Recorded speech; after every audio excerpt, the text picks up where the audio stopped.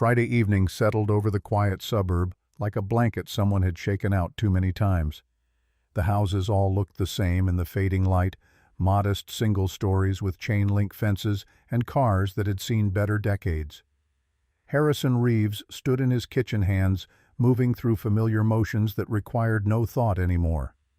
Dice the onion, brown the ground beef. Let Owen grate the cheese even though half of it would end up on the counter. 3 years of this routine had worn grooves into his muscle memory so deep he could navigate it blind. Owen perched on the step stool attacking a block of cheddar with the enthusiasm of an 8-year-old who'd been promised he could stay up an extra hour if dinner went well. His brown hair stuck up in 3 directions. No amount of water could tame, and his SpaceX t-shirt had a stain that might have been jelly or might have been something from the science experiment currently decomposing in his backpack. The boy paused mid-grate, suddenly serious in that way children get when they're about to ask something that's been worrying them. "Dad, what if she's weird?" Harrison kept his eyes on the sizzling pan, fighting the smile that wanted to escape. "Then we eat tacos and she leaves. No harm done."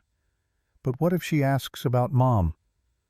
The spatula froze for half a second. 3 years hadn't made that word any easier to hear from his son's mouth. Jennifer had walked out on a Tuesday morning while Owen was at kindergarten, cleaned out their savings account by Wednesday, and by Thursday she was in Costa Rica with her yoga instructor and $50,000 that wasn't hers to take. The divorce papers had arrived via FedEx 3 weeks later, along with a note that said she needed to find herself. Apparently finding herself required leaving behind a 5-year-old and a husband buried in medical debt from his father's experimental treatments. Harrison resumed stirring, keeping his voice level. "Then I tell her the truth. Your mom made her choices. We made ours. We're doing fine."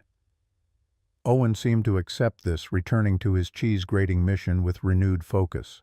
The kitchen filled with the smell of cumin and garlic, comfortable smells that made the cramped space feel like home, even when everything else felt temporary. The house itself was a rental, the furniture mostly second-hand, the appliances temperamental. But it was theirs paid for with honest work, and that counted for something. The dating app had been Mrs. Chen's idea. The 72-year-old widow next door had appointed herself Harrison's unofficial life coach, insisting that 3 years was long enough to wallow, and Owen needed to see his father try again. Harrison had resisted for months until Owen himself had brought it up, asking why other kids had 2 parents at school pickup and he only had 1. The question had hit harder than any of Jennifer's lies, so he'd created a profile, nothing fancy. Recent photo that didn't hide the gray at his temples or the permanent tiredness around his eyes. Bio that laid it out plain. Systems engineer turned warehouse manager. Single dad. Interests include Lego bad puns and trying to keep an 8-year-old from building robots that might achieve sentience. Looking for someone who understands that kids come first always. The responses had been sparse, which suited him fine. Most women saw single dad and warehouse manager and moved on to profiles with better prospects. But then Catherine Miller had matched with him 3 days ago. Her profile picture showed a woman with dark hair, pulled back minimal makeup, wearing a simple blue sweater. No glamour shots, no gym selfies, no photos with tigers in Thailand. Her bio was even simpler than his IT support specialist. 2 kids. Tired of games. Looking for something real. They'd messaged for 2 days. Nothing deep. Just the kind of careful conversation 2 people have when they're both trying to determine if the other is a serial killer or just regularly damaged. She'd suggested meeting Friday evening casual dinner, and when he'd offered to cook, she'd gone quiet for 10 minutes before responding with a simple, "That would be nice." Now it was 7:25, and she'd be here in 5 minutes, and Harrison was questioning every decision that had led to this moment. The tacos were simple, foolproof. Owen was on his best behavior, or as close to it as the kid could manage. The house was clean enough that it wouldn't scare anyone away. Everything should be fine.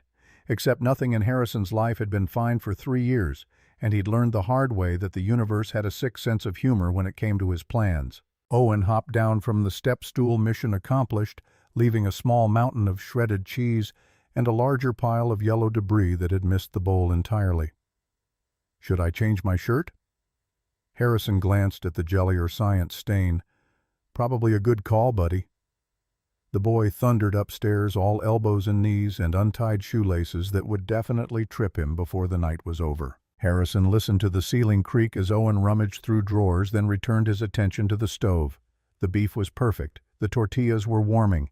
Everything was under control. His phone buzzed on the counter. A text from an unknown number, though the dating app had probably forwarded it. Running a few minutes late. Kids took forever getting ready. "Still okay if I bring them?"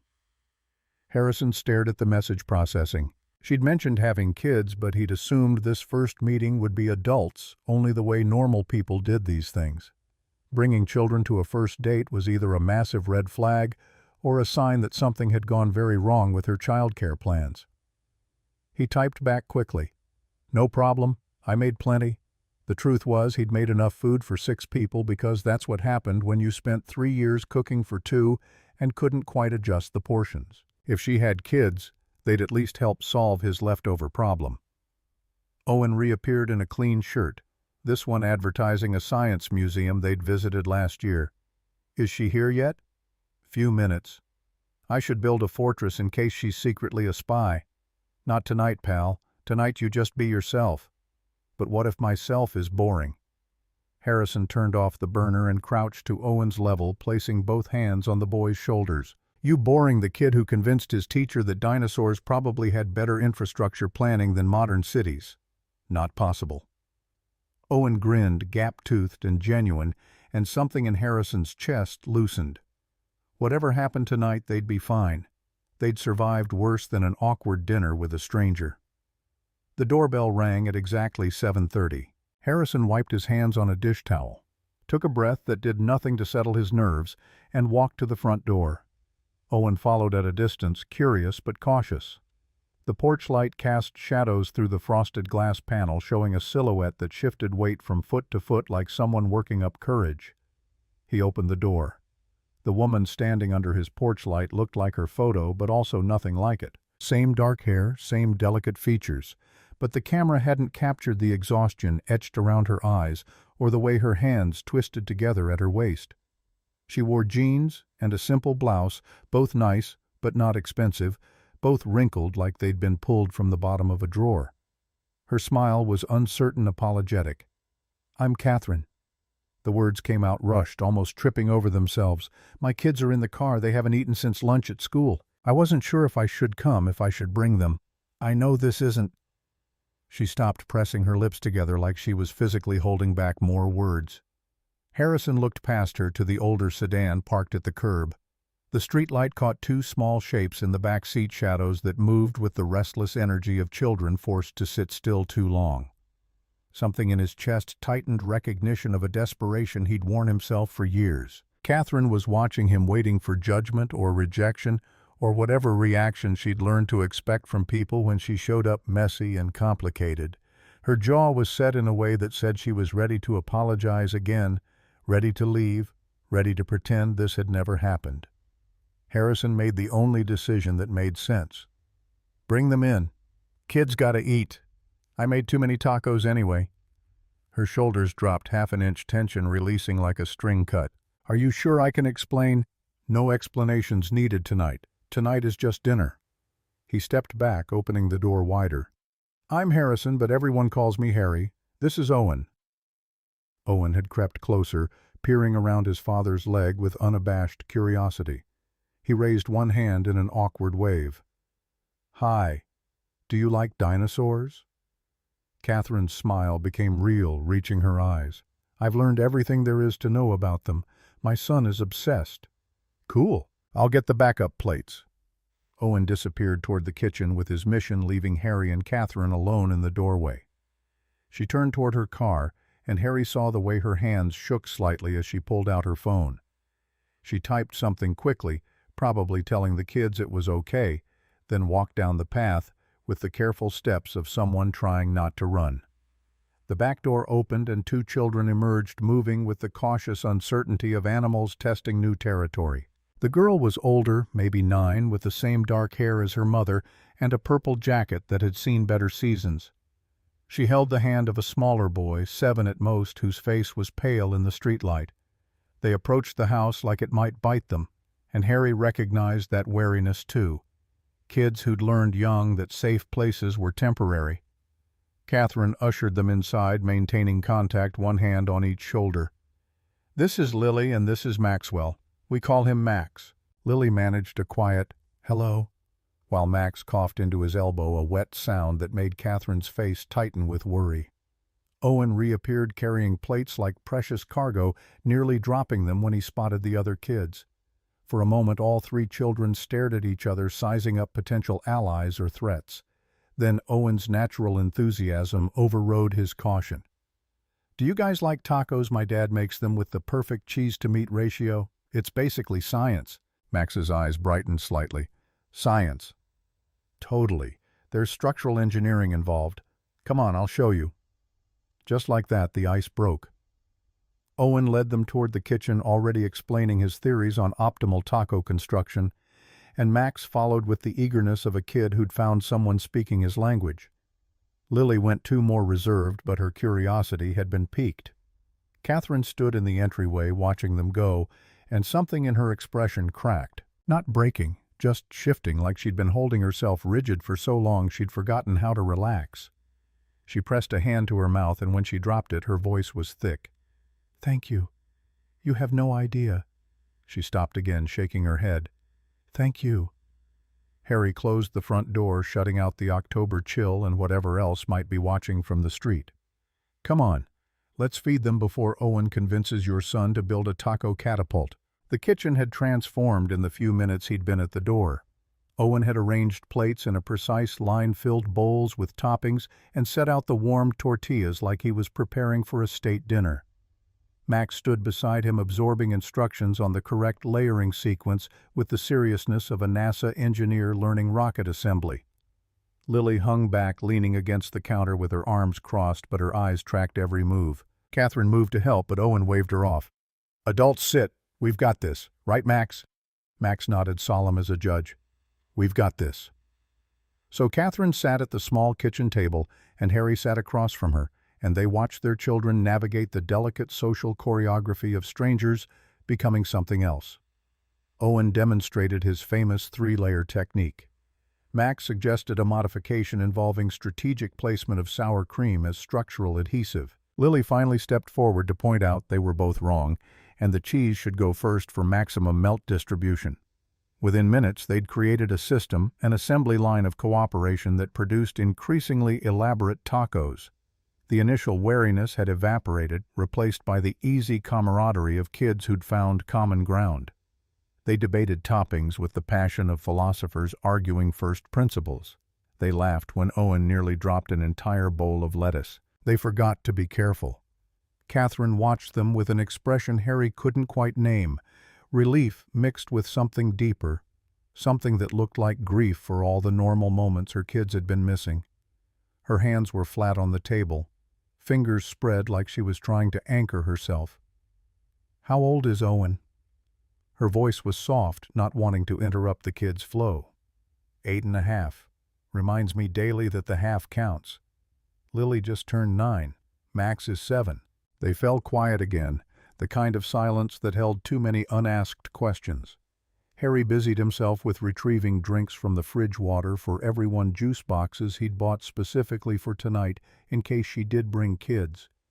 When he set them on the table, Catherine reached for one like it was a lifeline. Max coughed again, harsher this time, and Catherine's entire body went rigid. Harry saw her start to rise, but before she could, Owen was already moving. The boy grabbed a glass, filled it with water, and handed it to Max without making a big deal of it. Just casual kindness, the way kids operated when adults hadn't taught them to be afraid of helping. Max drank, coughed once more into his elbow, then his breathing settled. Catherine sank back into her chair, but her eyes stayed locked on her son.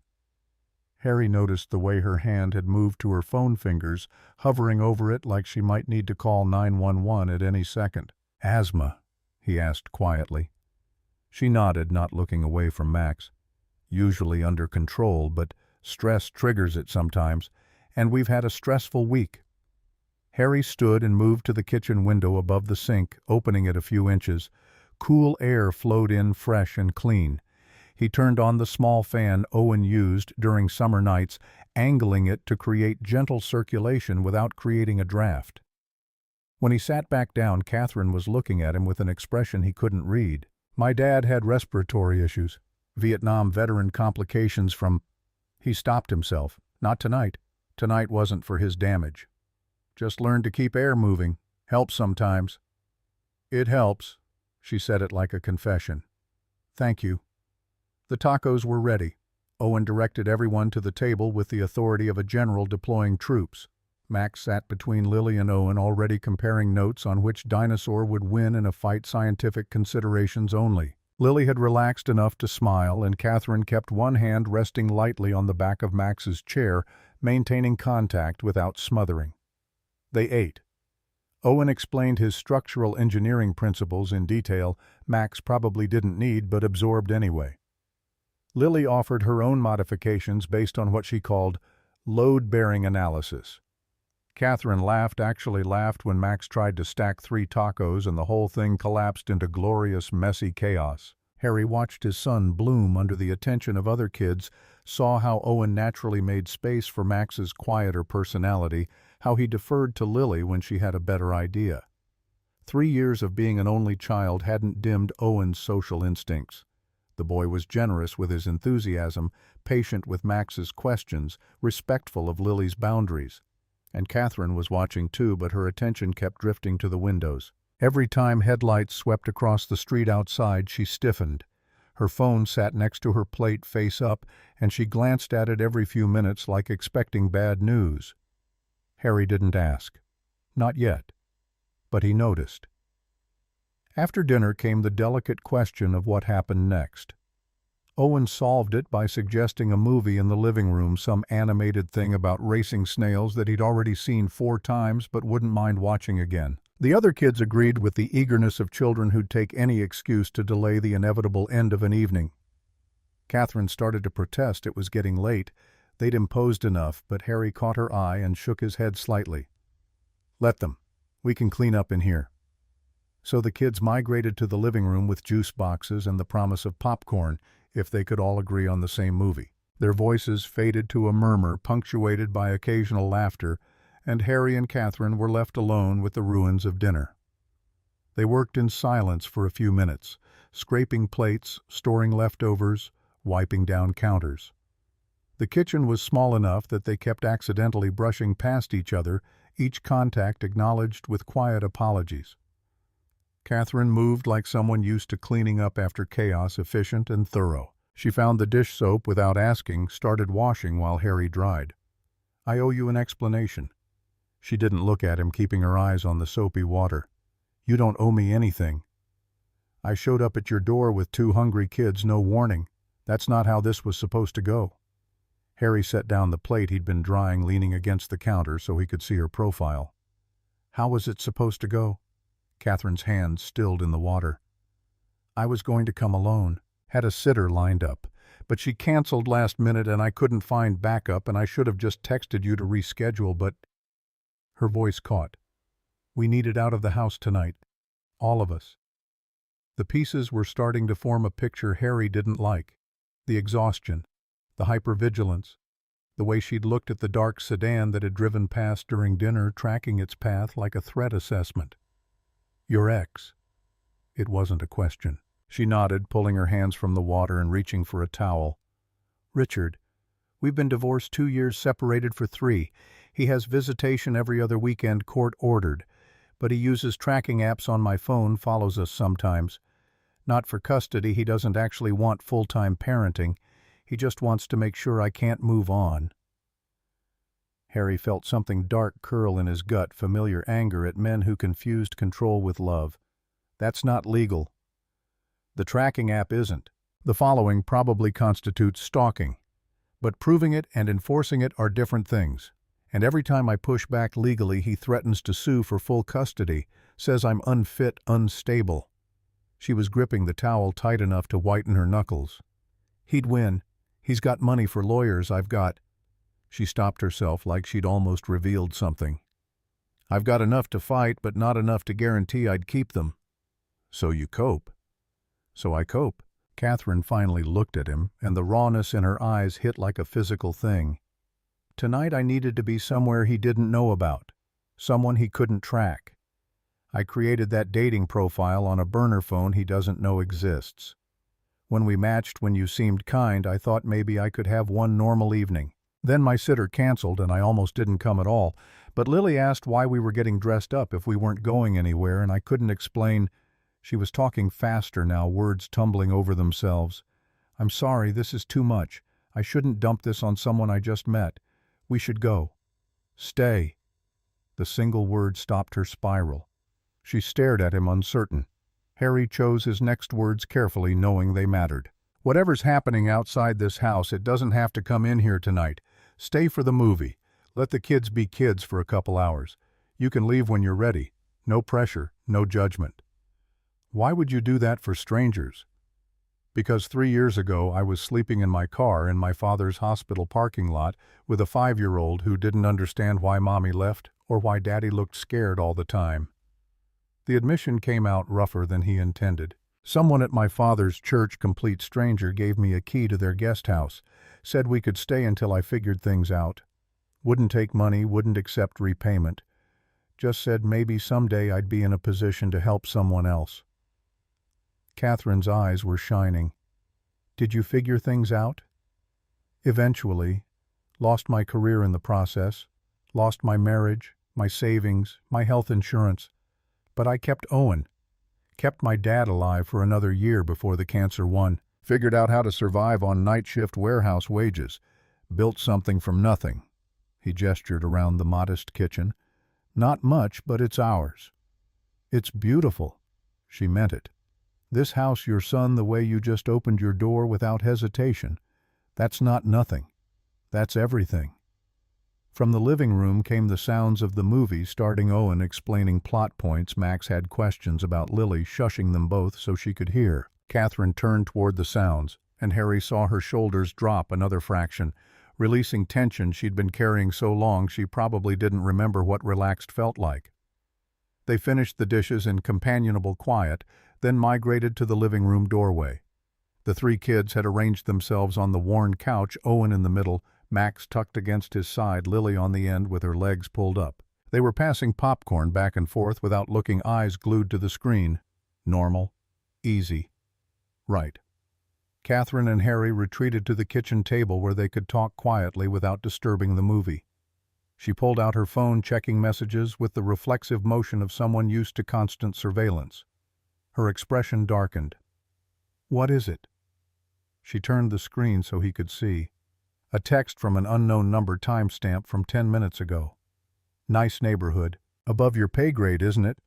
Hope the kids are enjoying their play date. Harry's jaw tightened. He's watching the house. Not anymore. That message was his way of saying he was here but left. Standard pattern, let me know he knows where I am, then disappear so I can't prove harassment.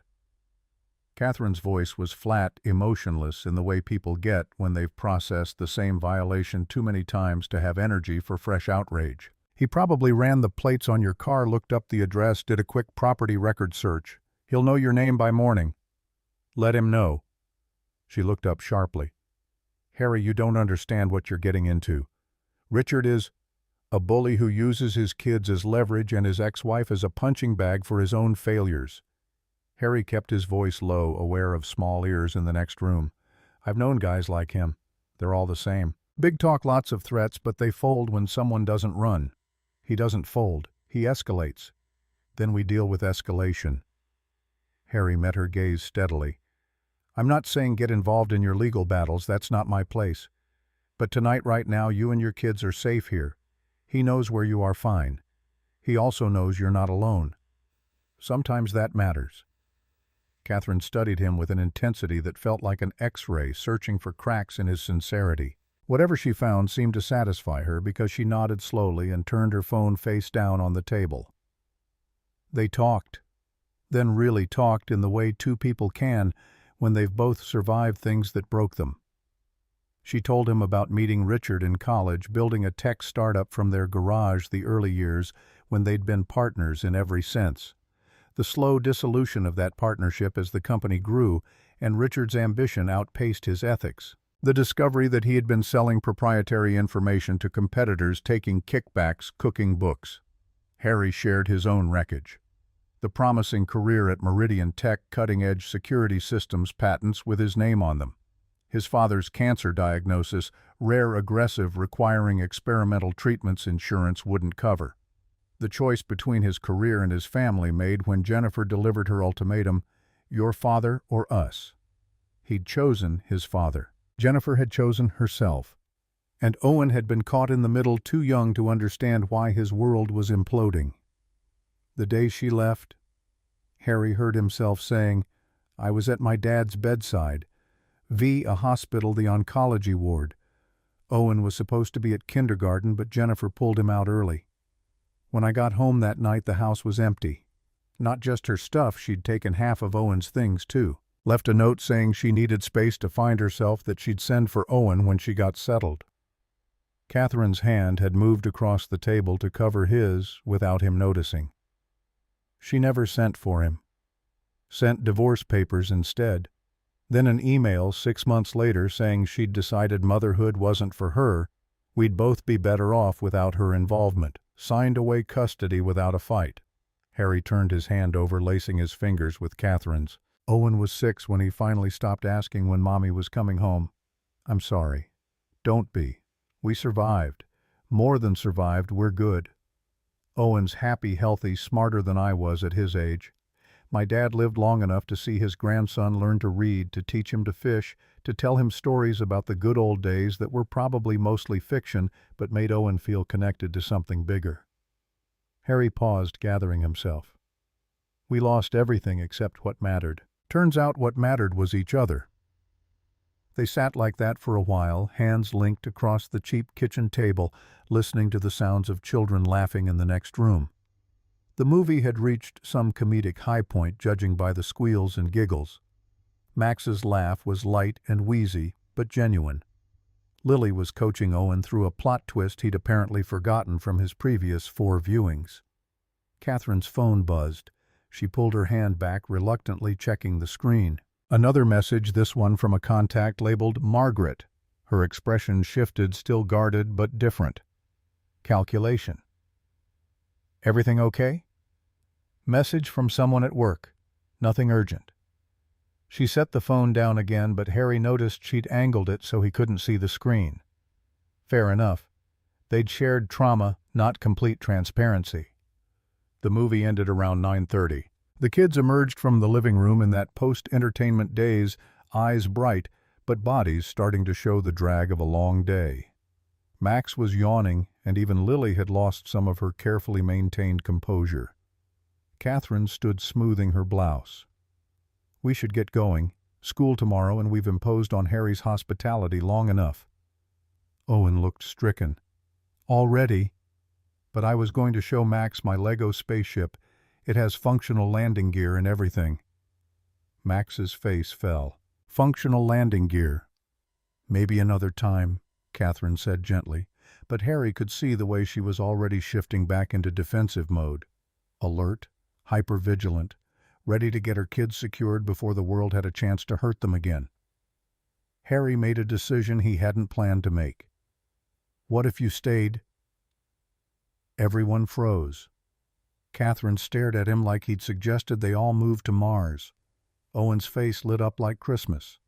Max looked hopeful but confused. Harry continued before anyone could object. "It's late. The kids are tired. You mentioned Richard knows you're here anyway, so there's no hiding it. My guest room is clean. Lily and Max can take that. Owen's got a sleeping bag in his closet he can camp out on the floor. You can take my room. I'll sleep on the couch." "Harry, I can't." "You can. Question is, should you?" "That's entirely up to you." He kept his voice neutral, offering, not pushing. "No pressure. If you'd rather go home, we'll walk you to the car and make sure you get out okay. But if you want to stay somewhere, Richard can't show up unannounced in the middle of the night. Somewhere you can actually sleep without listening for footsteps. The offer stands." Catherine looked at her children. Max was swaying slightly, fatigue written in every line of his small body. Lily was better at hiding it, but she'd leaned unconsciously against the doorframe like she needed the support. They were safe here, fed, relaxed in a way Catherine probably hadn't seen them in weeks. "We'd need our stuff from the car, medications for Mac's pajamas." "I'll help you get it." She hesitated one more second, then nodded. "Just for tonight." Owen actually pumped his fist. "Yes, I'll get the sleeping bag. Max, come on, I'll show you where all the coolest camping spots are in my room." The boys thundered upstairs, energy mysteriously restored now that continuation had been granted. Lily followed more sedately, accepting Catherine's kiss on her forehead before disappearing after them. Harry and Catherine walked out to the car together. The October night had teeth now cold enough to see breath. The street was quiet, curtains drawn in neighboring houses, porch lights creating pools of yellow that didn't quite touch each other. Harry checked the shadows reflexively, looking for occupied vehicles, watching eyes. Nothing. If Richard had been here, he'd made his point and left. Catherine popped the trunk, revealing a disaster of hastily packed bags, emergency supplies, the detritus of a life lived in constant readiness to run. She pulled out a worn duffel bag, a smaller backpack decorated with cartoon characters, a plastic bag from the pharmacy. "How long have you been living like this?" Harry asked, taking the duffel from her. She closed the trunk carefully, like a loud noise might shatter something. "How long have I been divorced, or how long have I been afraid?" "Either. Both. I stopped being afraid when Lily was born. Suddenly I was responsible for something more important than my own safety." Catherine shouldered the backpack, juggling the pharmacy bag. "Then I got scared again when I realized I couldn't protect them from their own father. That's been 3 years of learning the difference between caution and paranoia. Except paranoia is justified when someone really is watching." They walked back to the house, and Harry locked the door behind them with the deadbolt and chain. Upstairs, controlled chaos reigned as Owen showed Max his extensive collection of space-related toys, and Lily explored the guest room with the careful thoroughness of someone checking for exits. Catherine helped get the kids settled, teeth brushed with spare toothbrushes. Harry produced from a bathroom drawer pajamas, changed medications administered from the pharmacy bag that Harry now saw contained 3 different inhalers and a peak flow meter. Max's bedtime routine was complex medical practice. Catherine guided him through it with the efficiency of someone who'd done this 1,000 times, checking oxygen levels, counting breaths, adjusting pillows to optimize his positioning. Harry watched from the hallway, learning. This was her life. Constant vigilance, not just for emotional threats but physical ones, the specter of an asthma attack turning dangerous without warning. She couldn't afford to be distracted, couldn't afford to miss signs, couldn't afford to trust anyone else to notice when her son's breathing changed. But tonight in this house she had backup. Harry made a mental note of the inhaler locations, the emergency protocol she murmured to Lily in case Max needed help during the night. Filed away the information the way he used to memorize system architectures, building a mental map of what mattered. By 10 o'clock, all 3 kids were down. Max and Owen in Owen's room, Max in the sleeping bag that Owen insisted was the premium camping experience, Owen in his bed, both of them still whispering about dinosaurs and spaceships. Lily in the guest room door cracked, reading by flashlight because she wasn't tired yet, even though her body language screamed exhaustion. Harry showed Catherine to his room, feeling suddenly self-conscious about the unmade bed, the stack of technical manuals on the nightstand, the framed photo of Owen as a toddler that he'd never been able to bring himself to update. The room was clean but obviously lived-in, masculine in an understated way, showing the edges of a life built around function rather than aesthetic. "I can change the sheets if it's perfect." Catherine set her bag on the dresser, not moving to unpack. She stood in the center of the room, looking lost, like she'd forgotten how to accept kindness without calculating the price. Harry lingered in the doorway, knowing he should leave, give her space, but unable to shake the feeling that she might vanish if he stopped paying attention. "Bathrooms across the hall, towels in the cabinet. If you need anything, why are you doing this?" The question came out raw, stripped of the politeness that had coded their earlier interactions. "You don't know me. Don't know if I'm telling the truth about Richard, about any of it. I could be the crazy ex-wife he probably tells people I am." Harry leaned against the doorframe, considering his answer carefully. 3 years ago I was the crazy ex-husband. Jennifer told everyone I was controlling obsessive, that she'd left because I made her choose between her happiness and my sick father. Some people believed her. Didn't matter that I had receipts showing she'd emptied our joint account. Didn't matter that she'd abandoned our 5-year-old. She told her story first, told it better, and I was the villain. Catherine's arms wrapped around herself, defensive. What changed? Time. Truth. Eventually, the people who mattered figured out which version made sense. Harry straightened, meeting her eyes. I'm not doing this because I know you're telling the truth. I'm doing this because I know what it feels like when nobody believes you. And I know what one safe night can mean when you're drowning. She was crying now, silent tears that tracked down her cheeks unchecked. Harry pulled a tissue from the box on his nightstand, handed it over, and stepped back before the urge to offer more comfort could override his awareness of boundaries. Get some sleep, he said quietly. Tomorrow we'll figure out next steps. Tonight you're safe. He closed the door and headed downstairs, stopping to check on all 3 kids one more time. They were sleeping, finally sprawled in the unconscious abandonment of childhood. Max's breathing was even the slight wheeze barely noticeable. Owen had somehow ended up perpendicular to his pillow. Lily had fallen asleep with the book on her chest, flashlight still clutching in one hand. Harry clicked off her light, carefully pulled the blanket up to her shoulders, and retreated. Downstairs, the couch waited. Harry grabbed the spare blanket from the hall closet, settled in, and prepared for a sleepless night. His mind was already racing, cataloging problems and potential solutions. Catherine clearly had resources beyond what she'd implied her careful deflections about work. The quality of her children's clothes, despite their worn state, the way she'd almost revealed something significant before catching herself. And that phone call from Margaret.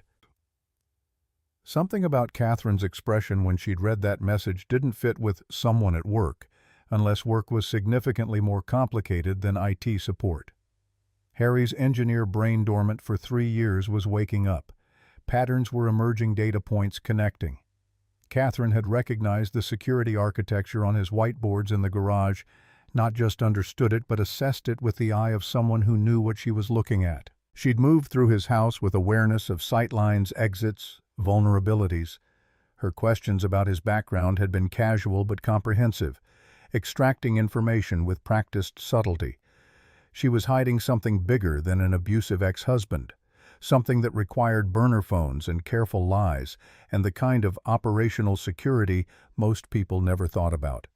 Harry should probably be worried, should probably be questioning his decision to let 3 strangers sleep under his roof, should probably be protecting Owen from whatever complicated situation he'd invited into their lives.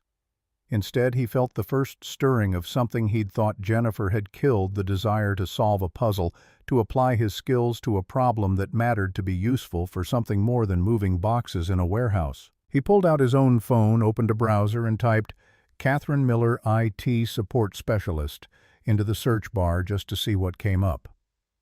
Nothing. Generic results. No social media. No professional profiles.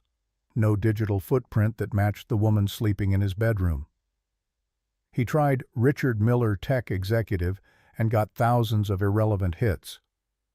Then, on a hunch, he opened the dating app and pulled up Catherine's profile again. Looked at it with fresh eyes, applying the pattern recognition that had once made him valuable to companies with secrets to protect. The photo was real but forgettable. The bio was vague enough to be useless.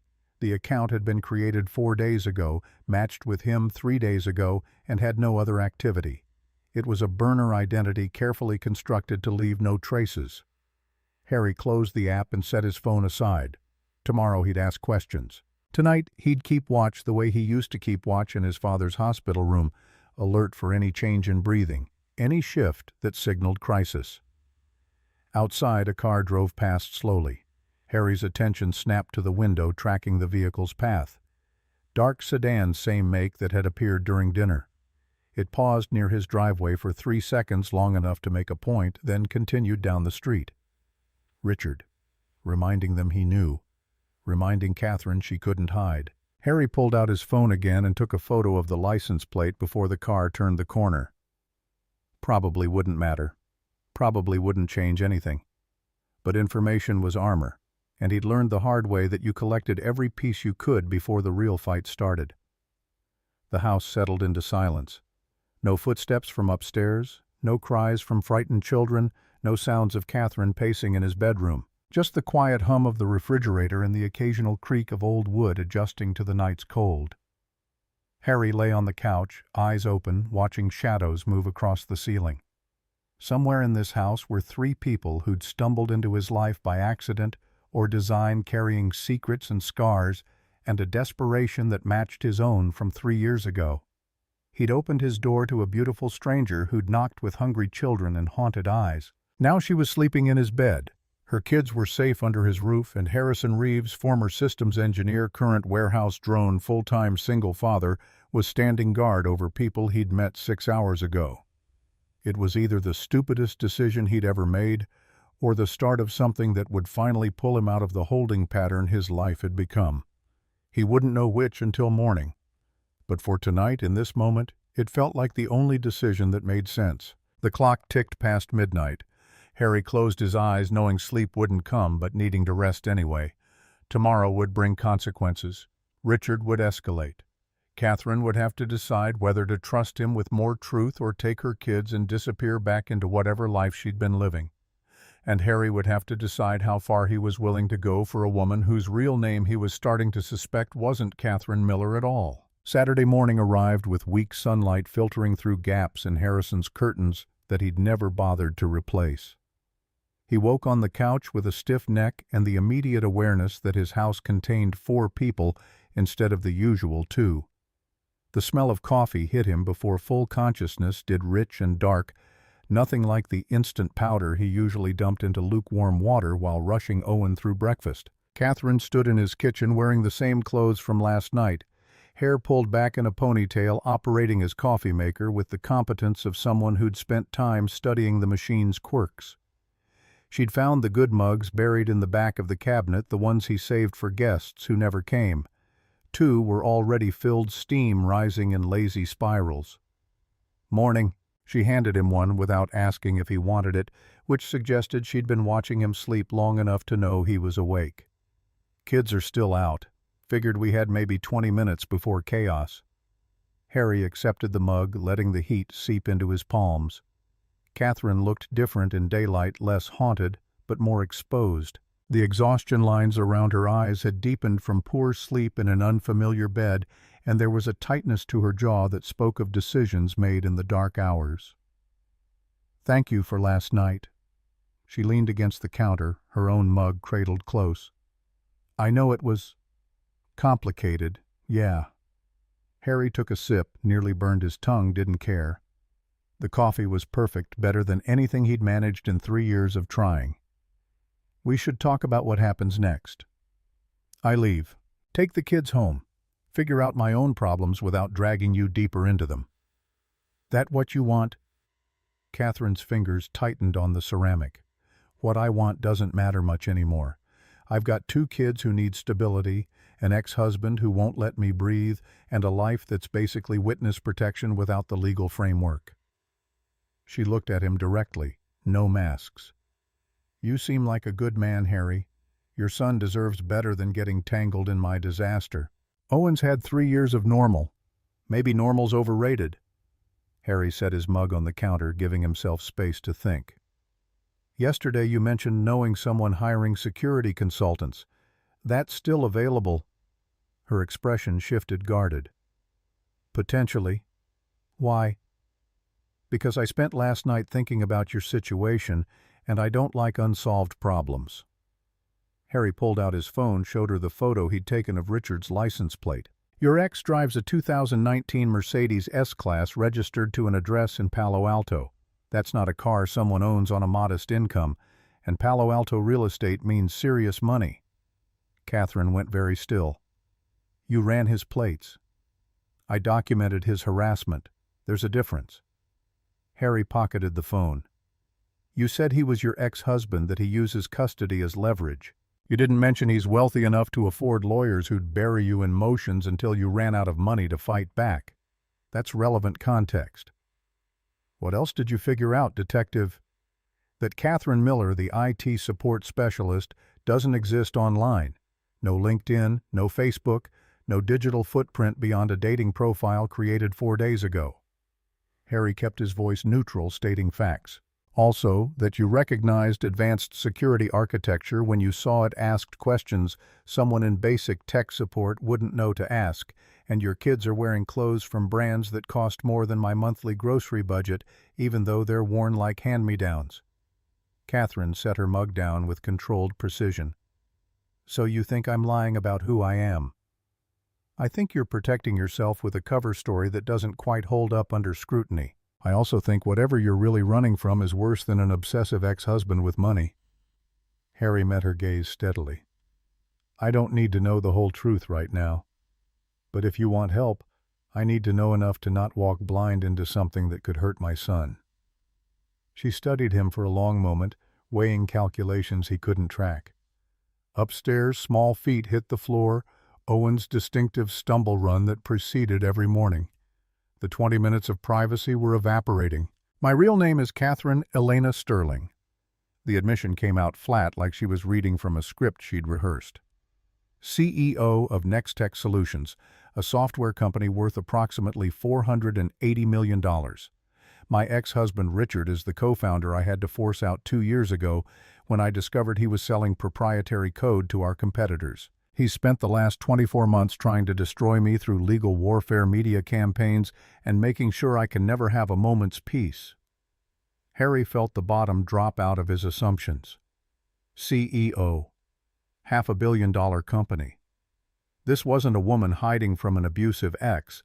This was a woman hiding from someone with the resources to make hiding impossible. Catherine continued, words coming faster now, like a dam breaking. I created the dating profile because I wanted one night being normal. Being Sarah Miller, IT support specialist, sounded safe and boring, and nothing like my actual life where every conversation gets recorded, every relationship gets leveraged, every moment of vulnerability becomes ammunition. Her hands were shaking. I wasn't trying to deceive you.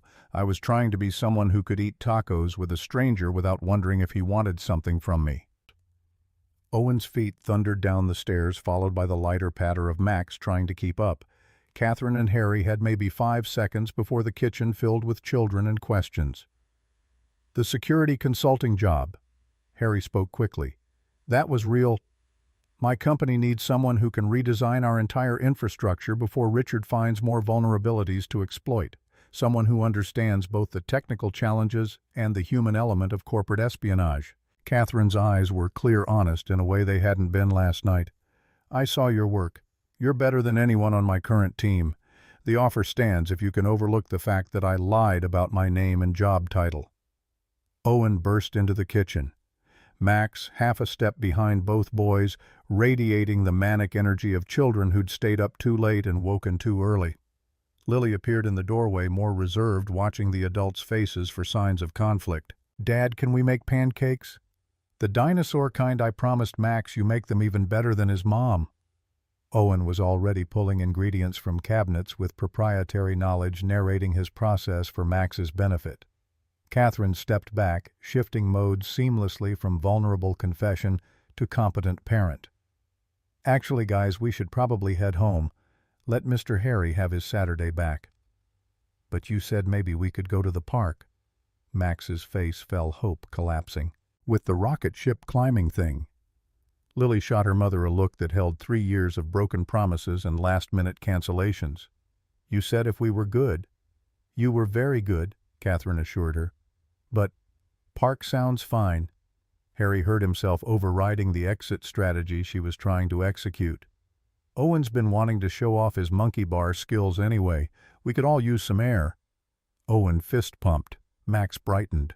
Lily's defensive posture softened fractionally, and Catherine looked at Harry with an expression that mixed gratitude with something deeper, something that acknowledged he'd just committed to complications neither of them had planned for.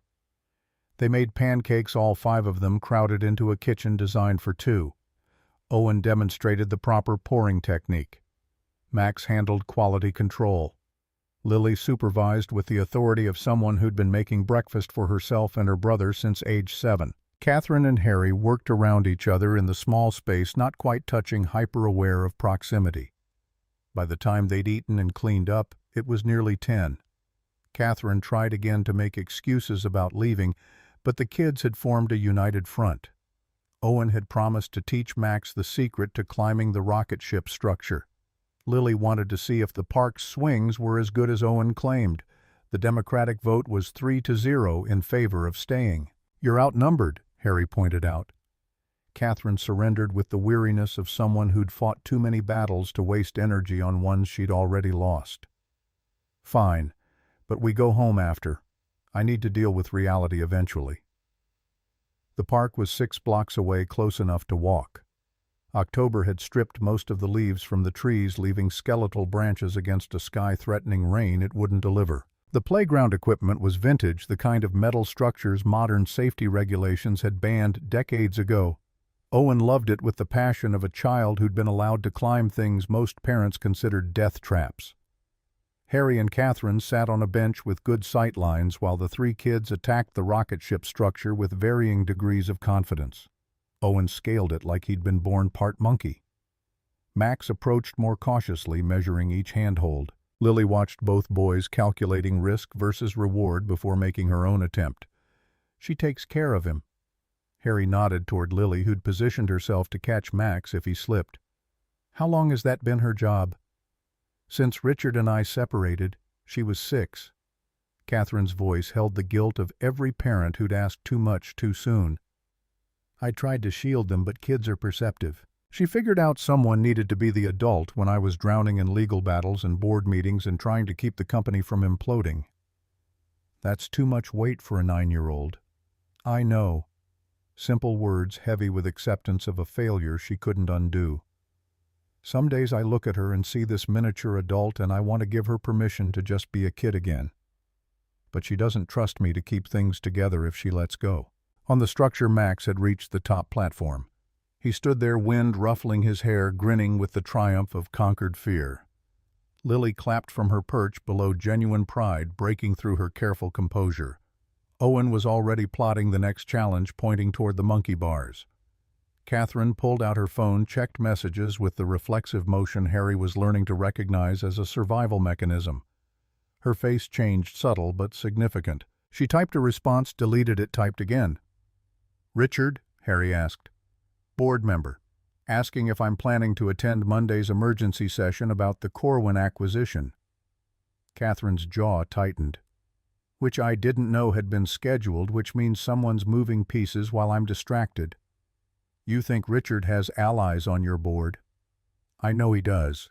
3 of the original investors sided with him when I forced him out. They stayed on the board because removing them would have triggered clauses that could tank our valuation." She was scrolling through emails now, reading with the speed of someone processing information faster than most people could comprehend. "They've been waiting for me to make a mistake big enough to justify a no-confidence vote." Harry watched the kids transition from the rocket ship to the swings, Owen pushing Max with careful control, while Lily swung independently, pumping her legs to gain height. Normal. Uncomplicated. Everything Catherine's life apparently wasn't. "The security consulting offer," he started carefully. "That's not charity disguised as a job." "I don't do charity. Bad for business." Catherine lowered her phone attention, shifting fully to him. "Nextech's infrastructure has vulnerabilities that predate Richard's departure. He knows them because he helped build the original architecture 10 years ago. Every system we've implemented since then has been retrofitted onto that foundation, which means he's got back doors I haven't found yet." "And you think I can find them?" "I think you see patterns other people miss. That garage office of yours, those weren't academic exercises. Those were solutions to problems you'd identified in real-world systems." Catherine leaned forward, intensity replacing the exhausted mother persona. "I need someone who thinks like an attacker, who can anticipate vulnerabilities before they're exploited. Richard's going to make another move. Soon. I need to be ready." Harry considered the offer from angles professional and personal. The professional side saw the challenge, the opportunity to work on problems that mattered instead of inventory spreadsheets. The The personal side saw the complications. The way accepting would tie him to Catherine's chaos would put Owen in proximity to whatever war she was fighting with her ex-husband. What's the actual scope? He needed details, parameters, something concrete to evaluate. 2-week assessment initially. Remote work, flexible hours so you can maintain your current job and be available for Owen. If your findings justify it, we move to a full redesign. Senior security architect position, salary, competitive with Silicon Valley standards, equity package, full benefits. Catherine rattled off terms like she'd been rehearsing them. I'm not asking you to quit the warehouse tomorrow. I'm asking you to consult to tell me how bad things really are. And if I find things you don't want to hear, then I pay you for the truth and deal with consequences. That's the job. Max's voice carried across the playground, excited and slightly wheezy. Owen had him hanging from the monkey bars, coaching him through the progression. Lily was spotting from below, hands ready to catch if her brother's grip failed. They'd formed an alliance, these three, in the way kids do when adults are too distracted to notice. I'll need full access to your systems. Harry was already thinking through the technical requirements, the engineer's brain engaging despite his reservations. Documentation, network diagrams, user access logs, and I need to know what I'm walking into, who besides Richard wants you gone, what leverage they have, how far they're willing to go. Catherine pulled a slim folder from her purse, too convenient to be coincidence. She'd been planning this conversation, preparing for the possibility he'd say yes. Inside were NDA documents, preliminary project specs, a system overview that confirmed his suspicions about the architecture's age and complexity. Alexandra Price, our current CTO, has been with the company 8 years. Technically brilliant but politically naive. She doesn't know Richard's been cultivating her loyalty since the divorce. Catherine tapped a name in the org chart. Robert Chen, lead investor, thinks women shouldn't run tech companies but can't say it publicly. He's been quietly funding Richard's legal challenges through a shell corporation I can't prove exists. And Marcus Webb, VP of Operations, is competent but malleable. Whoever offers him the most security gets his vote. That's 3 people in leadership positions who want you to fail. 4 if you count Richard himself, which I do since he still owns 8% of the company and shows up at shareholder meetings to make speeches about betrayal and stolen dreams. Catherine's smile had sharp edges. I've survived 2 years of this. I'll survive more if I have to, but I'd prefer to win decisively enough that they stop trying. Harry scanned the technical specs, identifying problems within the first 2 pages. Legacy authentication protocols, inconsistent encryption standards, database architecture that assumed trusted users rather than defending against insider threats. It was a disaster waiting to happen, held together with duct tape and optimism. This is worse than you implied. I know. That's why I need you. The kids had abandoned the monkey bars in favor of the sandbox, where Owen was explaining the principles of structural engineering through castle construction. Max was absorbing the lesson with academic interest. Lily was building fortifications, defensive walls that enclosed the main structure. Harry looked at Catherine, at this woman who'd shown up on his doorstep hiding behind a false name and a practiced story, who'd revealed herself piece by piece until he could see the shape of her desperation. She wasn't asking for rescue. She was offering partnership, professional collaboration between 2 people who'd both lost careers to circumstances beyond their control. I'll do the assessment. The words came out before he'd fully decided, instinct overriding caution. 2 weeks remote access, preliminary findings by end of next Friday. If I find something actionable, we discuss next steps. If I don't, you pay me for my time and we part professionally.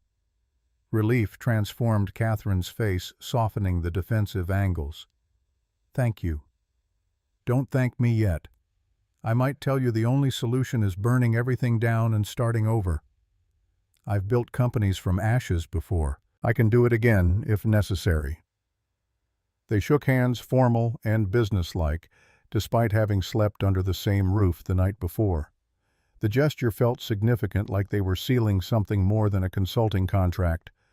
Then Catherine's phone buzzed, insistent and angry, and the moment fractured. She checked the screen, went pale. Richard's filing for emergency custody hearing, Monday morning. Says I've been keeping the kids in an unsafe environment with an unvetted stranger. Harry felt cold settle in his chest. He's talking about me. He had someone watching the house, probably got photos, ran background checks, built a narrative. Catherine was already typing, presumably to her lawyer. This is retaliation for me not coming home last night. He's escalating. Can he win? Depends on the judge, the evidence, how good his lawyers are versus mine. Catherine stood, gathering her composure like armor.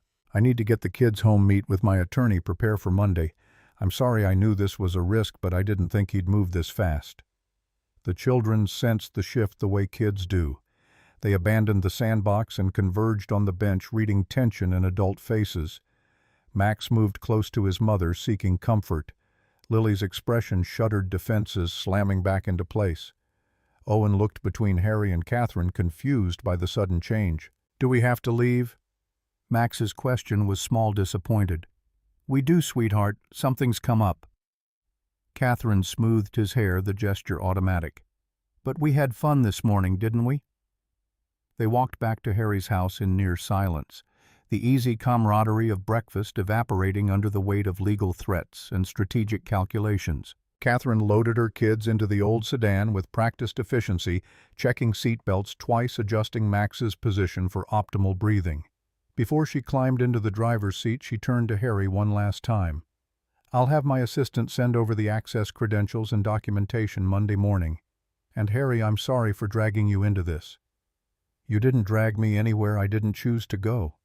She nodded, started the car, and drove away. Harry watched until the sedan turned the corner, then looked down at Owen, who was radiating questions he hadn't been allowed to ask. Is Miss Catherine in trouble? Yeah, buddy, the complicated kind. Are we going to help her?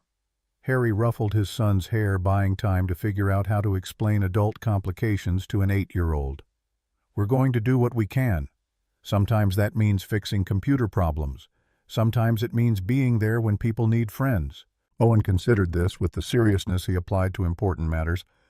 I like Max and Lily. They're cool. They are cool. So we should help their mom. Because friends help friends, right? The simple clarity of childhood logic cut through Harry's reservations. Right. They spent the rest of Saturday on normal things, laundry, grocery shopping, the mundane maintenance of life.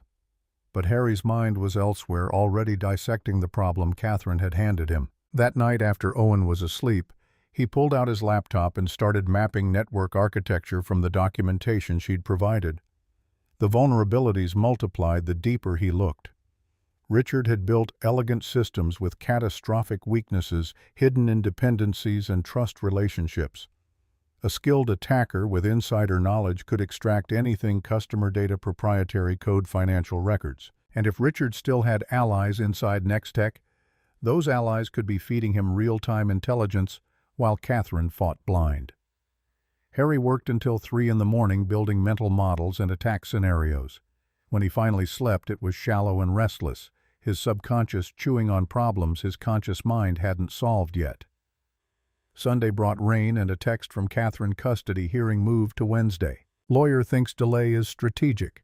Gives Richard more time to build his case. How's the assessment going? Harry responded honestly. Your security is worse than you know. We should talk in person once I have the full scope. Her reply came 30 seconds later. Tuesday evening. My office, 7 p.m. Kids will be with my parents. He confirmed, then spent Sunday diving deeper into Nextech's infrastructure. By evening, he'd identified 14 critical vulnerabilities, 7 of which could be exploited by someone with Richard's knowledge. The assessment that was supposed to take 2 weeks was painting a picture so urgent he couldn't wait that long to brief Catherine. Monday morning, he called in sick to the warehouse, first time in 3 years. Owen went to school with Mrs. Chen, who accepted the child care favor with knowing looks Harry chose to ignore. Then he locked himself in his garage office and started writing a comprehensive security audit that would either save Catherine's company or convince her to burn it down and start over. The work consumed him. Hours disappeared into analysis and documentation. He barely ate, subsisting on coffee and whatever snacks he could grab without leaving his laptop. By Monday evening, he had a 40-page report that laid out every weakness, every exposure, every possible attack vector Richard could exploit. It was professional suicide to present findings this damning to a potential client. It was also the only honest thing to do. Tuesday arrived with more rain. Harry picked up Owen from school, helped with homework, made dinner while his brain continued processing security problems in the background.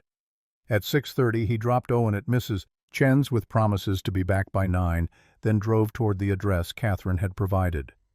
Nextech's headquarters occupied a modern building in a business park that tried too hard to look innovative.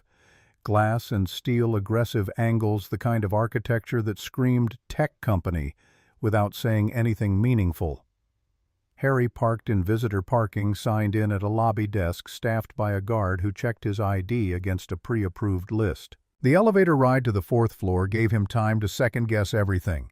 He was about to tell a CEO her company was fundamentally compromised, that fixing it would require months of work and resources she might not have. She'd probably thank him for his time, pay his consulting fee, and never speak to him again. The elevator opened onto executive offices that managed to be both expensive and generic. Lots of glass, minimal privacy, everything designed to project transparency and collaboration. Catherine's office occupied the corner windows overlooking the parking lot and a slice of highway beyond. She stood when he entered, professional in ways she hadn't been in his kitchen. Tailored suit, minimal jewelry, hair pulled back in a style that meant business. This was CEO Catherine, not the woman who'd made dinosaur pancakes in his kitchen 3 days ago. "Harry, thank you for coming." She gestured to a conference table that could seat 8. "Can I get you anything, coffee, water?" "I'm good." He set his laptop on the table, suddenly aware of the disparity between them. She ran a company worth $500 million. He managed inventory in a warehouse. The gulf should have been insurmountable. But when she sat across from him, the exhaustion was back in her eyes, and she was just Catherine again, scared, desperate, trying to hold together something that was fracturing faster than she could repair it. "How bad is it?" Straight to business, no pretense. Harry opened his laptop, pulled up the executive summary he'd prepared. "On a scale of 1 to catastrophic, you're at about an 8, maybe 8.5. Her face went carefully blank. "Walk me through it." He did page by page, vulnerability by vulnerability. Showed her how Richard's original architecture created trust relationships that assumed good faith. Demonstrated how someone with administrator credentials could exfiltrate data without triggering alerts. Explained how the patches and updates implemented after Richard's departure had created new weaknesses while trying to secure old ones. Catherine listened without interrupting, processing information with the speed he'd suspected she possessed. She asked technical questions that proved she understood systems architecture better than most CEOs would. When he finished, she sat back and closed her eyes. "Alexandra doesn't know." It wasn't a question. "Your CTO either doesn't know or doesn't want to know. Some of these vulnerabilities should have been obvious to anyone doing routine security audits. We haven't done routine security audits since Richard left. Alexandra said our resources were better spent on development." Catherine opened her eyes, and the anger there was cold and sharp. "She's been feeding him information, hasn't she?" "Not directly. She probably thinks she's just keeping him informed about industry developments, maintaining a professional relationship with a mentor." Harry had considered that possibility. "You need to verify her loyalties before you implement any fixes. If Richard has real-time intelligence about your security improvements, he'll adapt his approach." "How would you verify?" She was testing him, seeing if he'd thought through implications beyond the technical. "Social engineering. Feed her false information through channels you control, see if it makes its way to Richard. If it does, you know the leak. If it doesn't, you expand the circle and try again." Catherine smiled without humor. "You've thought about this." "I've had 3 years of night shifts to think about a lot of things. Corporate espionage scenarios make time pass faster than inventory counts." She stood, paced to the window, stared out at headlights streaming past on the highway. "If I implement your recommendations, how long until we're secure?" "Full implementation, 6 months minimum. Critical vulnerabilities patched and monitored. I could have a workable solution in 2 weeks if I had a dedicated team and your CTO's full cooperation, which you won't have if she's compromised." Which I won't have if she's compromised, Harry agreed. Catherine turned back to face him, decision crystallizing in her expression. I want to hire you, not as a consultant, as Director of Security Architecture. Full-time executive position reporting directly to me. You build the team you need, implement whatever solution you think is best, and you have complete authority to make whatever changes necessary. Harry's stomach dropped. Catherine, I haven't worked in corporate security for 3 years. I don't have current certifications, don't have connections, You have something more valuable. You're not invested in protecting the old system, not loyal to anyone except the mission. You'll tell me the truth even when it's ugly, and you won't let politics or ego compromise security. She moved back to the table, planted both hands on it, leaned forward. I need someone I can trust, absolutely. Someone who doesn't want anything from me except to solve the problem. That's you. You've known me for 4 days. I've known versions of you for 20 years. The brilliant engineer who chose family over career, the single parent who built something from nothing, the man who opened his door to strangers because someone once did the same for him. Catherine's voice softened. I know enough. Harry looked at the report on his screen, at the documentation of systematic failures and hidden vulnerabilities. Looked at this woman who was offering him everything he'd lost 3 years ago. Professional relevance, intellectual challenge, financial security. Offering it wrapped in complications that could destroy them both if Richard escalated the way Harry suspected he would. I'd need to keep flexibility for Owen. School pickup, sick days, emergencies. Done. And I work remotely 3 days a week minimum. Done. If I find evidence that someone on your team is actively working against you, I report to you first before taking action. Agreed.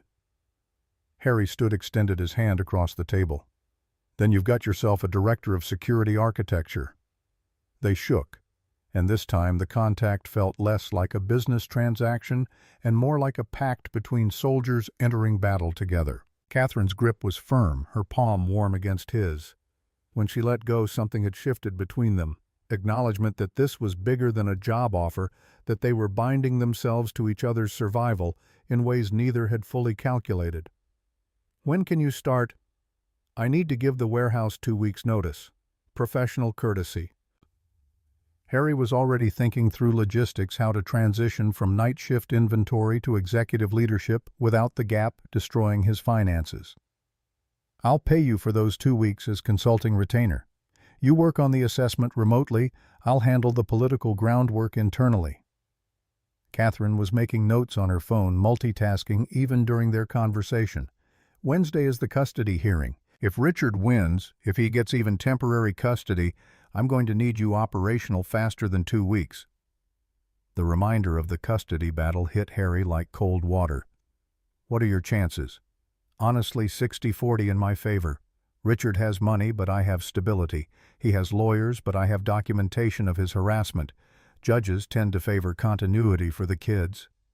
She set her phone down, meeting his eyes. But he's got photos of my children sleeping in a stranger's house. His lawyers will argue I'm unstable, that I'm making poor decisions that put the kids at risk. My lawyer says it's not enough to win custody, but it's enough to raise questions. I can testify if needed, explain how the sleepover happened, that it was safe and appropriate. That might make it worse. You're my new employee, which Richard's lawyers will spin as me mixing personal and professional inappropriately. Better if you stay out of the courtroom unless absolutely necessary. Harry hated the logic, but couldn't argue with it. What do you need from me, then? Just what you're doing. Be brilliant, fix my security, help me keep this company alive long enough to fight another day. Catherine's smile was tired but genuine. And maybe keep being the kind of person who makes pancakes for strange children.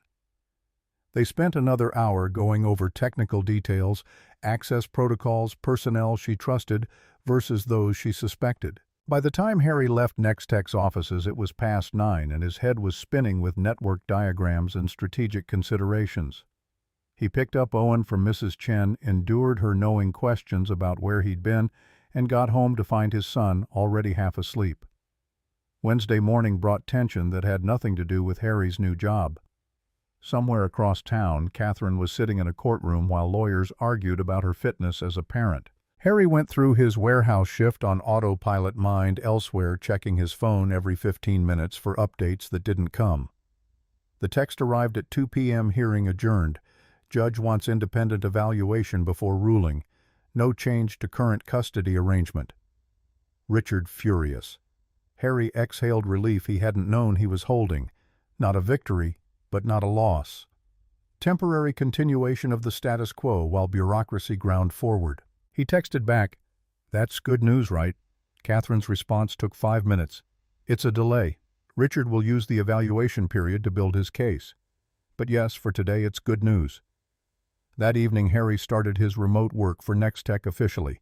Catherine had sent over credentials, given him administrative access to systems she probably shouldn't trust him with yet. He worked after Owen went to bed, mapping networks and identifying the most critical vulnerabilities to address first.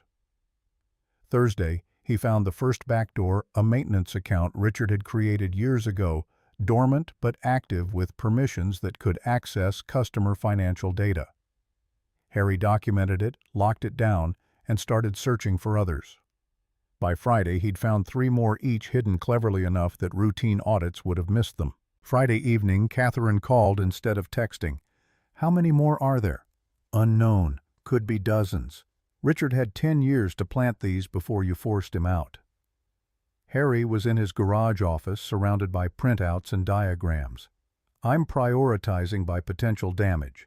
Financial systems first, then customer data, then proprietary code. Alexandra asked me today why our authentication logs are showing unusual activity. She knows someone's poking around." Harry's instincts prickled. How did she phrase it? Concerned, professional. Wanted to know if I'd authorized a security audit. Catherine paused. "I told her yes, that I'd brought in an outside consultant to verify our defenses before the Corwin acquisition. She seemed satisfied, but I could tell she was calculating." "Calculating whether to report to Richard that someone's found his back doors." "Exactly." They strategized for 20 minutes, planning how to monitor Alexandra without alerting her to their suspicions. Catherine would assign her a high-profile project that required all her attention, creating cover for Harry to work without interference. Meanwhile, Harry would set up logging on Alexandra's accounts to track what she accessed and when. After they hung up, Harry sat in his garage staring at lines of code that represented Richard's hidden access points. Each one was a small betrayal planted deliberately to maintain control even after being removed from power. The technical challenge was fascinating, unraveling another engineer's malicious work, finding patterns in chaos. But beneath the intellectual exercise was growing anger. Richard had built traps designed to destroy the company his ex-wife had fought to keep alive. Didn't matter that Catherine had forced him out for legitimate reasons. Didn't matter that he'd been stealing and selling secrets. All Richard cared about was revenge disguised as justice. Harry had met men like that before. Men who couldn't accept that their actions had consequences, who blamed everyone else for their self-inflicted wounds. His ex-wife Jennifer had been the female version, convinced the world owed her happiness, furious when reality disagreed. The difference was Jennifer had run away from responsibility. Richard was running toward destruction, dragging Catherine and her children with him. Harry's phone buzzed. Text from Catherine. "Thank you for doing this. For all of it." He typed back, "Just doing what needs doing." Her response was immediate. "No. You're doing more than that. You're giving me hope that maybe I don't have to fight alone anymore."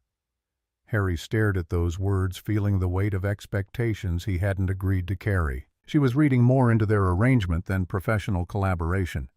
Seeing partnership where maybe only employment existed. Or maybe he was lying to himself. Maybe he'd been seeing the same thing since Saturday morning when she'd made coffee in his kitchen like she belonged there. He set the phone aside without responding, not trusting himself to navigate the complexity of what Catherine was actually asking. Instead, he returned to code to problems with clear solutions to the work that didn't require emotional intelligence he wasn't sure he possessed. By the time he went to bed, it was past 2 a.m. His 2-week notice at the warehouse had 5 days remaining. His commitment to Catherine had approximately forever attached to it, or until Richard destroyed them both, whichever came first.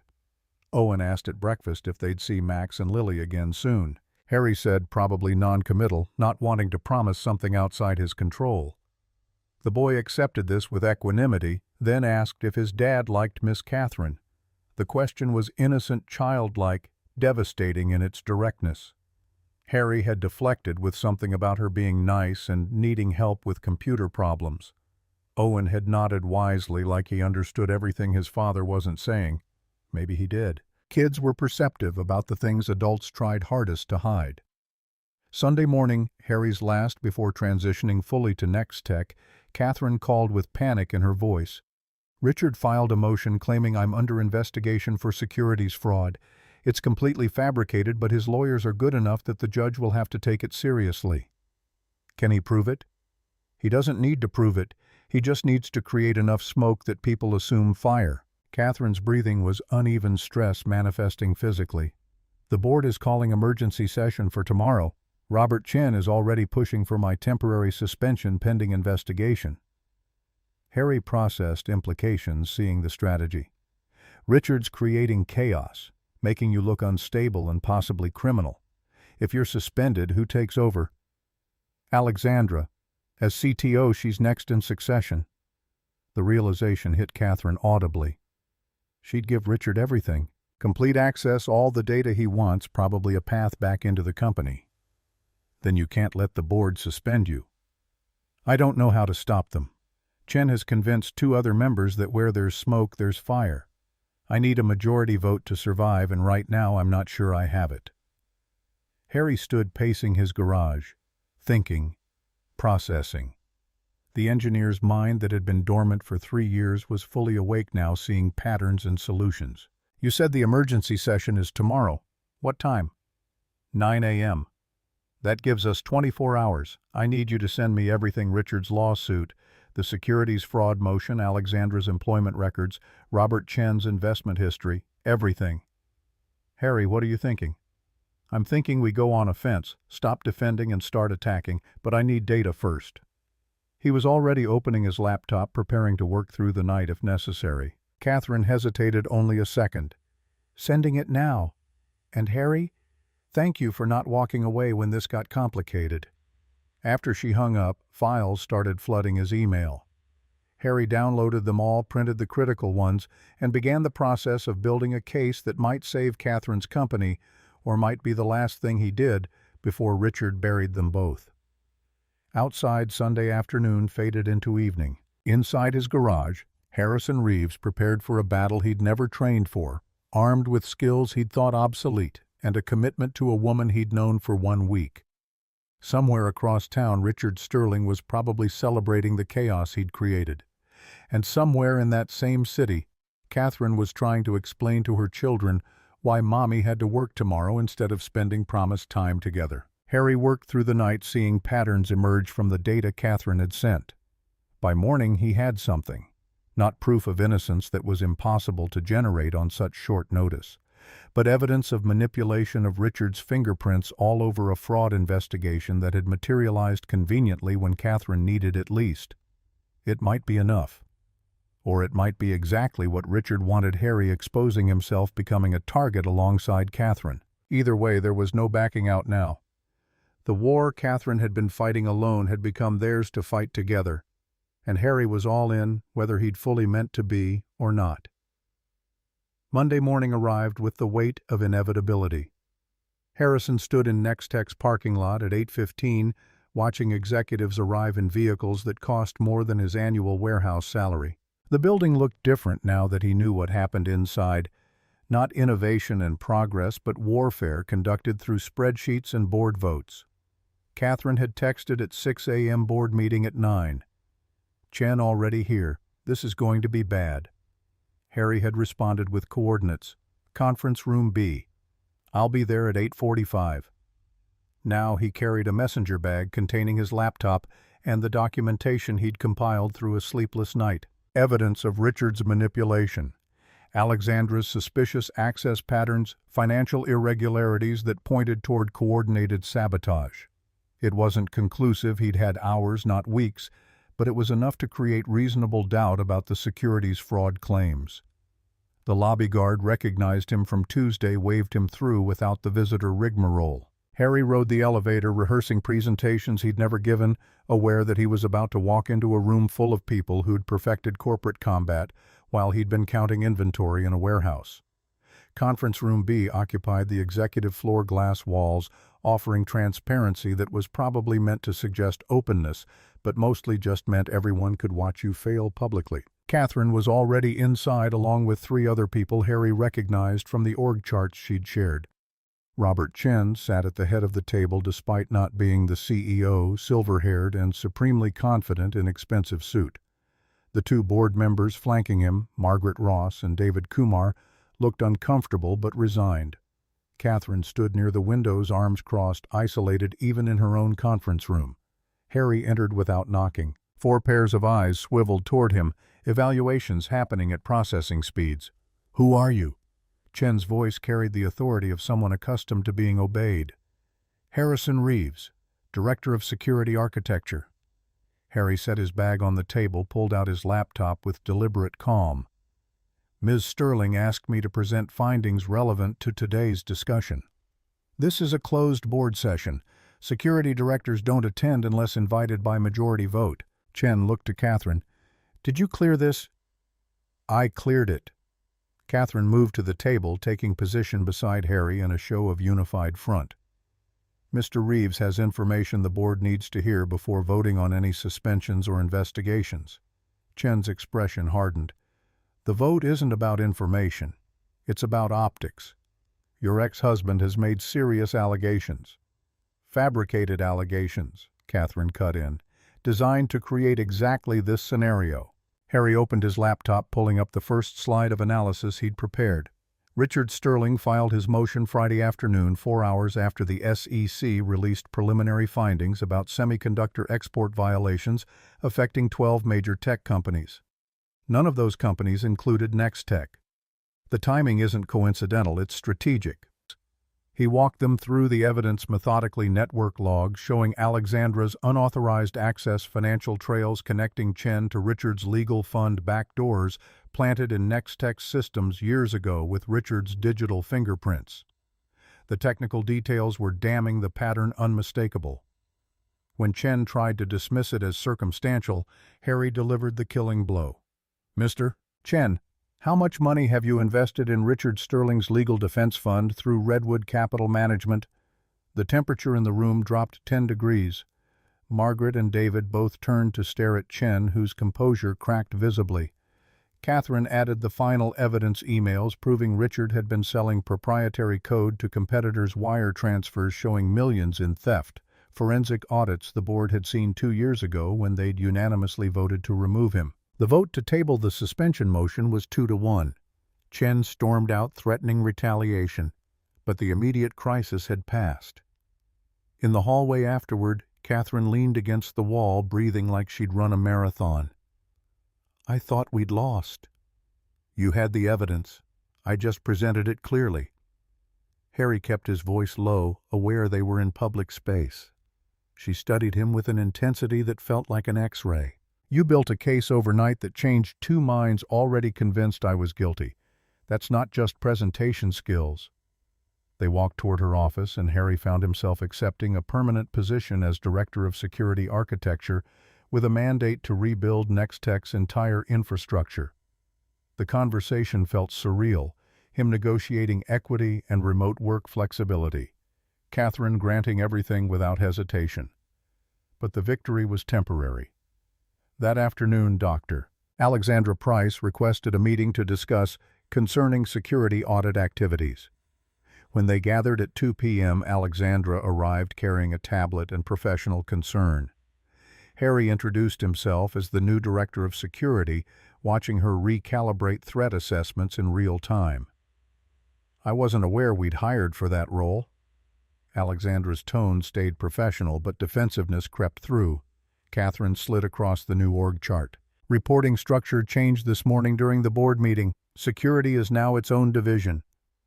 Harry kept the technical discussion neutral, showing sanitized findings about vulnerabilities without revealing how much he actually knew. Alexandra relaxed fractionally, accepting the explanation about complementary methodologies. After she left, Catherine counted to 30 before speaking. She's going to report this conversation to Richard within an hour. Probably already texting him. Harry had seen her hand move to her phone pocket twice.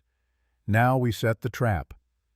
They spent the rest of Monday and all of Tuesday building the Sentinel Protocol fake security architecture designed to look revolutionary, embedded with monitoring code that would track anyone who accessed it. Machine learning buzzwords, quantum encryption promises, blockchain verification claims. Technically coherent if you didn't look closely, irresistible to Richard's greed and Alexandra's desire to impress him. By Tuesday evening they had something plausible. Harry embedded monitoring at every level. If anyone touched these files, he'd know. Wednesday morning brought dual crises. Catherine's custody evaluator moved the assessment to that afternoon with no explanation, Richard applying pressure through the family court system. And Alexandra accessed the Sentinel files, spending 40 minutes reviewing documentation before sending encrypted email to Richard's proxy account. She took the bait. Harry showed Catherine the access logs. Sent everything to Richard 30 minutes ago. Catherine's face was tight with stress about the custody evaluation happening in 4 hours. Do we confront her now or wait? We wait. If Richard tries to implement Sentinel or sell it to competitors, we have him for IP theft. That's criminal. Harry was already thinking 3 moves ahead. Meanwhile, you focus on the evaluator. I'll monitor Alexandra. That afternoon, while Catherine faced questions about her parenting at home with Owen providing normalcy through a supervised playdate, Harry watched Alexandra access Sentinel files twice more. Each download, each encrypted email to Richard's accounts, building an evidence chain that would be impossible to deny. Thursday morning, Catherine texted relief evaluator finished. She seemed satisfied. Won't have official report for a week, but body language was positive. Thursday afternoon, Richard's response to the Sentinel leak became clear. An external IP address attempted to access Nextech's source code repositories, not just stealing documentation anymore, but trying to grab implementation code that didn't exist because Sentinel was fiction. Harry traced the IP to Richard's server infrastructure, documented the intrusion attempt, built a prosecutorial case connecting Richard directly to corporate espionage. Then he called Catherine. We have him. Attempted theft. IP address traced to his company's access patterns that prove intent. This isn't civil litigation anymore, this is criminal. Catherine's voice was steel. Emergency board meeting. Tomorrow morning. We end this. Friday at 9 a.m. they assembled again. Catherine, Harry, Margaret, David, and a visibly nervous Chen. Harry presented evidence of systematic IP theft orchestrated by Richard and enabled by Alexandra. Months of access logs, exfiltration patterns, encrypted communications, the Sentinel trap that proved ongoing espionage. Margaret looked ill. This is enough for criminal charges. It's enough to destroy Richard's credibility completely. Catherine's voice was controlled fury. His custody case collapses. His board allies lose leverage, and Alexandra's employment terminates immediately for cause. Chen made one final attempt to object, but the vote was unanimous. By noon, security had escorted Alexandra from the building. By 2 p.m., FBI agents were imaging systems and interviewing staff. By 5 p.m., news leaked that Richard Sterling was under federal investigation for corporate espionage. The media narrative flipped overnight from CEO accused of fraud to vengeful ex-husband attacks tech company. Saturday morning, Harry woke to a text from Catherine. Independent evaluator released her report early. Recommends maintaining current custody, denying Richard's petition, noting concerns about his judgment given criminal investigation. Judge accepted recommendation this morning. Emergency hearing, emergency ruling. The kids are safe, Harry. They're finally safe. He texted back, You kept them safe. Everything you did worked. Her response came immediately. We kept them safe. I need to see you. Can you come over? Harry found Owen already awake, asking if they could visit Max and Lily. Something in his son's hopeful expression made Harry's chest tight. Yeah, buddy, let's go see them. Catherine's house looked different in daylight, without crisis hovering. She opened the door before Harry could knock, and he saw tears on her face. Relief, exhaustion, joy all mixed together. He can't hurt us anymore. Her voice broke on the words. The custody case is closed. The FBI has enough evidence to prosecute. Chen resigned from the board this morning. It's over. The kids were in his backyard, Owen already racing to join Max and Lily in some elaborate game involving a treehouse and imaginary dragons. Through the window, Harry watched his son laugh with the freedom of a child who didn't carry adult worries. "I need to ask you something." Catherine led him to the kitchen, poured coffee neither of them would drink. The board voted this morning to create a new C-suite position, Chief Security Officer. Equity, stake, strategic authority, real voice in company direction. I want it to be you. Harry thought about warehouse inventory sheets, about 3 years of night shifts that had felt like purgatory. Thought about the past 3 weeks, about intellectual challenges that made him feel alive again. That's executive leadership I've never aspired to. You're an engineer who understands how systems fail and how to prevent it. That's exactly what we need. Catherine wasn't pleading, just stating facts. I can't make you want this, but I can tell you that what we built together these past weeks worked better than anything I've managed alone in 2 years. Through the window, Owen was teaching Max some kind of climbing technique while Lily supervised with protective concern. 3 kids who'd formed a family unit without asking permission from the adults. I want equity vesting over 4 years, Harry heard himself say, and Wednesdays off for Owen's school, and absolute authority over security decisions. Catherine extended her hand. Deal. Welcome to the executive team, Chief Security Officer Reeves. They shook, and the future shifted into place around that contact. But before either could step back, Catherine pulled him into a hug that was gratitude and relief, and something deeper neither was ready to name yet. Thank you, she whispered against his shoulder, for opening your door, for staying, for fighting. Harry held her, feeling the tremor of 3 years of fear finally releasing. You would have won without me. Maybe, but I wouldn't have survived it. She pulled back, wiping her eyes. The kids want to know if Owen can stay for dinner. I thought maybe we could make it a celebration. New job, custody victory, fresh start for all of us. Tacos, Harry asked, and her laugh was sunlight breaking through clouds. Dinosaur pancakes, actually. I promised Max.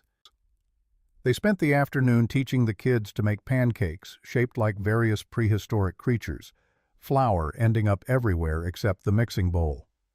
Catherine's housekeeper, Mary Ann, supervised with amused tolerance, occasionally rescuing ingredients from complete destruction. Owen appointed himself head of quality control, taste testing each pancake with scientific rigor. Max provided paleontological accuracy consulting.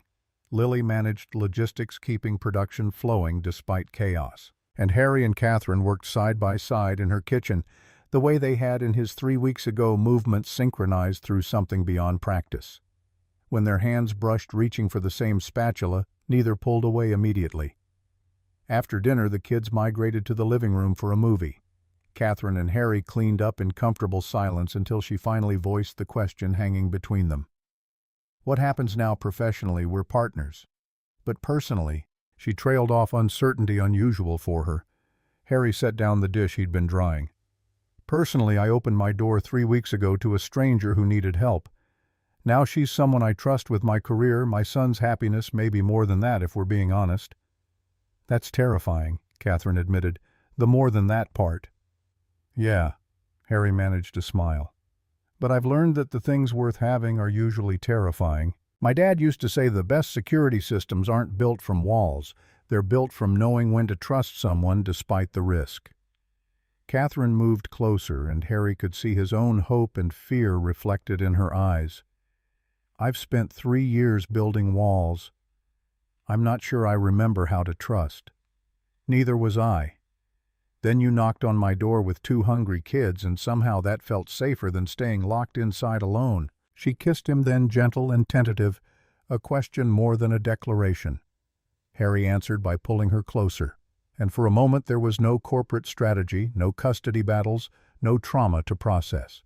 Just 2 people who'd survived their separate disasters, finding unexpected refuge in each other. When they finally broke apart, Catherine was smiling. The kids are going to be insufferable about this. Owen already asked Max if he thought we'd get married. What did Max say? That you make his mom smile like she used to before the divorce. Catherine's voice caught. Out of the mouths of 7-year-olds. From the living room came a crash followed by 3 voices assuring each other that everything was fine, nothing was broken, they definitely meant to knock over that lamp. Catherine and Harry looked at each other and laughed, the sound carrying 3 weeks of tension finally releasing.